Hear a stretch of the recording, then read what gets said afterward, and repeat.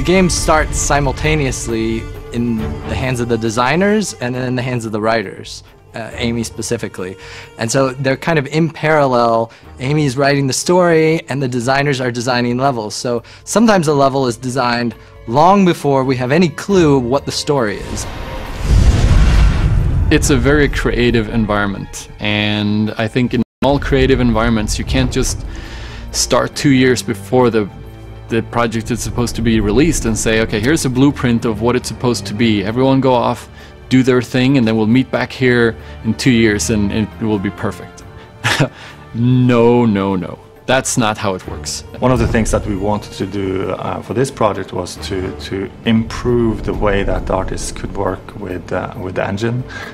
It was a bit rigid, and you know, we were foreseeing a lot more sort of action scenes and cinematic events and all of these things, which require a lot more sort of specific control over the environment. We've expanded the scope in pretty much every way. Every feature we could think of that would make the game better, we tried it. Most of the time we kept it in. A couple things we tried and didn't like, but in general we've just made everything much bigger and better. It's very creative in the beginning. After our brainstorming meetings, we know that there's some things we can go off and start pushing the technology in the direction that we know we might go, but yeah, the storyline, which characters, what they will do, that's all up in the air, and it really comes late in the project. If you come up with some part of the story that's really neat, but is not going to be very fun, you have to negotiate with the designers. Okay, how can we change the story slightly to make this gameplay fun? And then you have vice versa. If you have a really cool bit of gameplay that doesn't make any sense in the story at all, you have to figure, okay, what can we do? Can we add characters in? Can we take characters out? Can we move them around? For instance, there's a chase scene in Yemen in Uncharted 3 where we're chasing a guy through a level. We had no idea who that guy was for, I'd say, about a year and a quarter, but we had the level, we made it. We didn't know who he was going to be, and then finally the story caught up, and then boom, we know who that is now. We were really approaching movie-like quality now in video games, and you have to put some serious effort into adding the detail.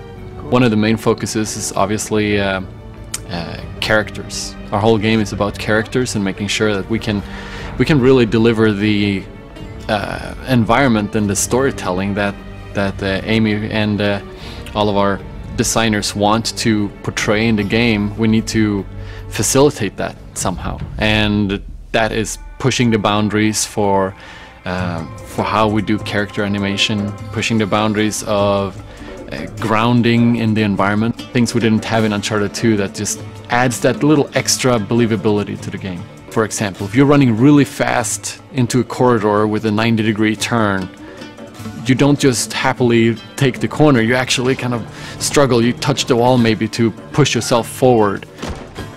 That was one of the character and the animators' vision, if you will. They really wanted the characters to look better. But on the other hand, we also have many customers, and one of them would be our game designers. I remember Jacob Minkoff, one of the lead designers on U3. I remember at the very beginning, when he came up with the cruise ship level, and he kind of laid it all out. He was like, okay, tell me now if this is impossible. And we were like, it's too cool to be impossible. We have to find a way to do it. A ship seems like a great thing, you know. It's something which makes it more interesting because it's actually moving.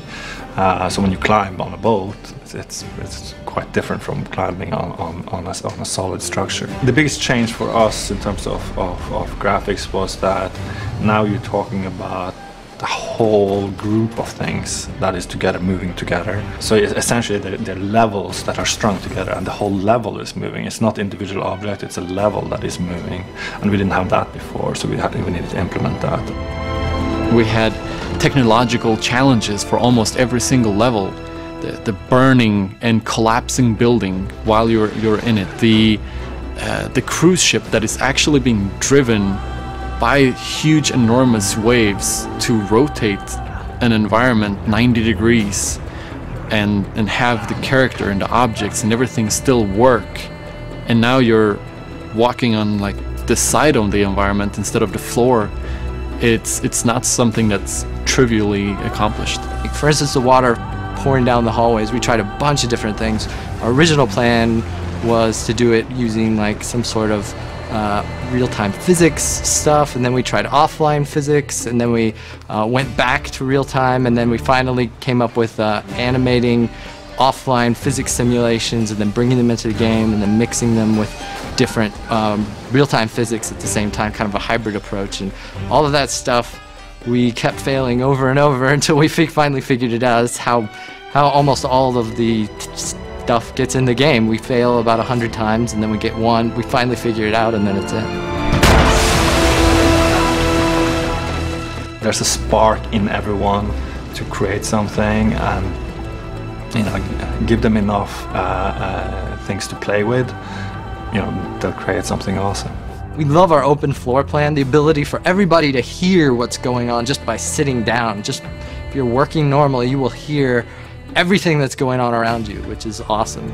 It takes a little getting used to if you're easily distracted, but sometimes being easily distracted is good because you'll be able to influence something that needs your input that maybe they didn't know they needed your input.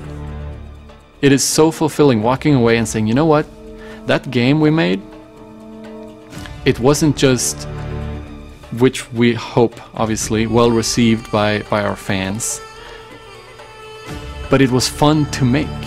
Like we're engineers, we're game players, we write story, we write game design, but at the end of the day we like playing games.